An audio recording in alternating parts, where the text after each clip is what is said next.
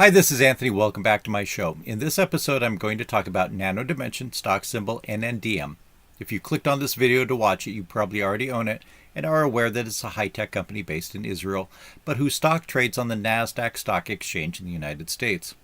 Because they are a foreign stock, the same requirements that would otherwise be imposed by NASDAQ on them for American companies do not actually apply, and Israeli law is actually based on Ottoman law, while we have a completely different legal system in the United States. As I start, I remind you that I'm not a financial advisor. This is not financial advice. This is entertainment that is intended to spur you into researching companies that might be appropriate for you in building a well-diversified long-term portfolio. And I also try to instill good financial habits as well as avoiding investing in stocks which do not necessarily have the fundamentals behind them to support holding them. That is to say, I try to warn people against stocks that I think will not do well, and as I've stated in perhaps dozens of videos that I've done about Nano Dimension over the last couple years, this is a company that I have serious doubts about. Let's look at some charts that show how the stock is done.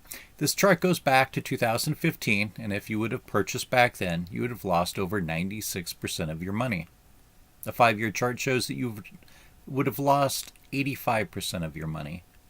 Over the past 52 weeks, the stock has pretty much been going sideways, and so you'd only be down 1 cent, or about 1/3%. But year to date, so if you would have bought in early January 2023, you'd be up a whopping 34%, with most of the gain happening in the last 3 to 4 weeks. Here's the 1-month chart, and you're up a little over 32%.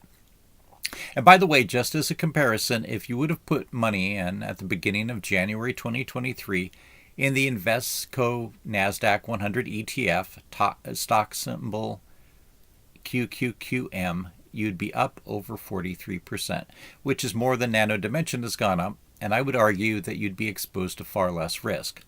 I won't predict anything, but I could see Nano Dimension losing 75% of its value in a year.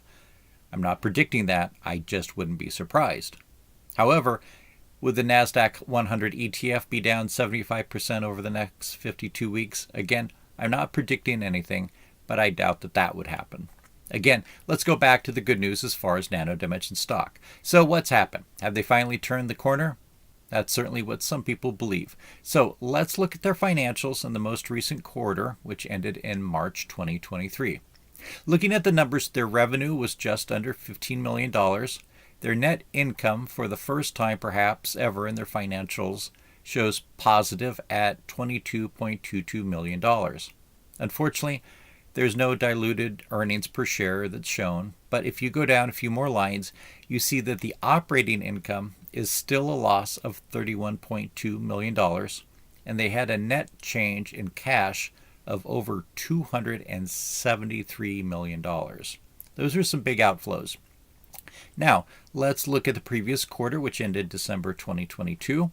Here we have revenue of a little over $12 million, but net income is a loss of over $87 million in those 3 months, and it shows earnings per share of a loss of 34 cents.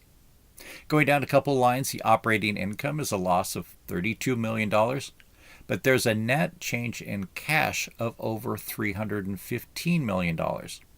Now, I'm not sure where that's come from, and I'm not interested in digging deeper because I encourage you to do your own research. But it's possible that some or all of it may stem from a secondary public offering. From the information that I can find, it looks like they sold $150 million in additional stock in May 2021. I don't know if this increase is the net change in cash is related to that or some other type of legal financial manipulation. And by this I mean moving money around or delaying the payment of bills or booking sales in a quarter that they may not have actually received the money in, but signed a contract, for instance, anticipating a payment that eventually would be made.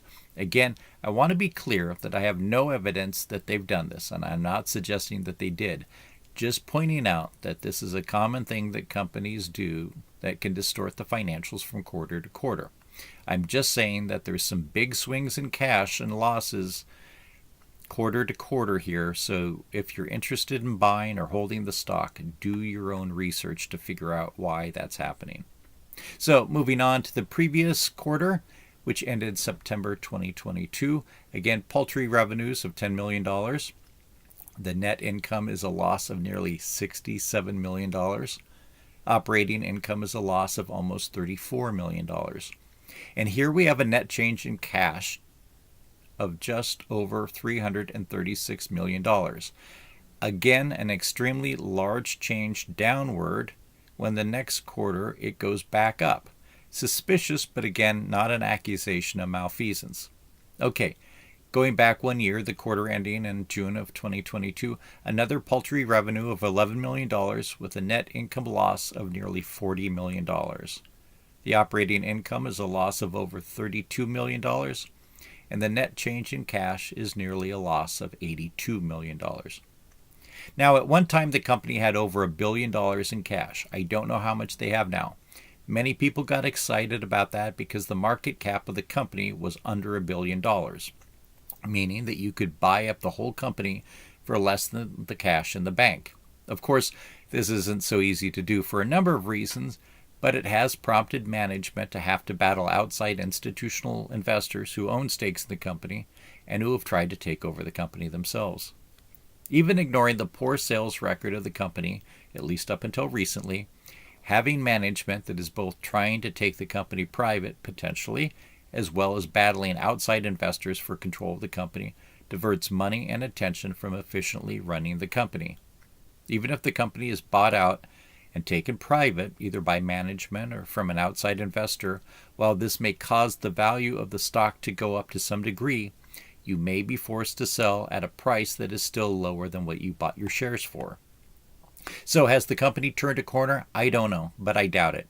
I think you should be very cautious about these numbers. I'm not stating that they are not accurate, but they may be presenting a misleading sense of profitability.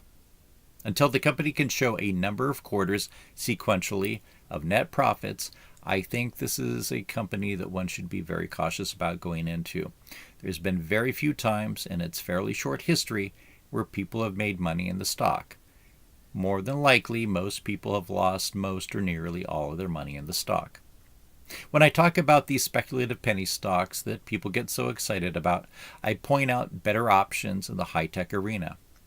For most of this year, I've been talking about Symbotic, which is a company that has gone up over 100% since I started talking about it, or more, depending on when you started listening to me. They make the software and hardware for automated warehouses for companies like Walmart. Will that be a growing market into the future? I think so. Another company that got beaten down to technically a penny stock last year was Palantir. Again, it's been on a tear year to date. I'm not recommending that you buy these, but I am recommending that you perhaps research these and other stocks to see if they would be a better candidate for you to put in your portfolio. The whole purpose of investing is to make money. Pouring money into money-losing companies or extremely risky companies will more than likely cause you to lose your money. However, if you hold stock in Nano Dimension, I wish the best for you, and I want the best for the company. I don't want any company, their shareholders or employees to lose money or lose their jobs.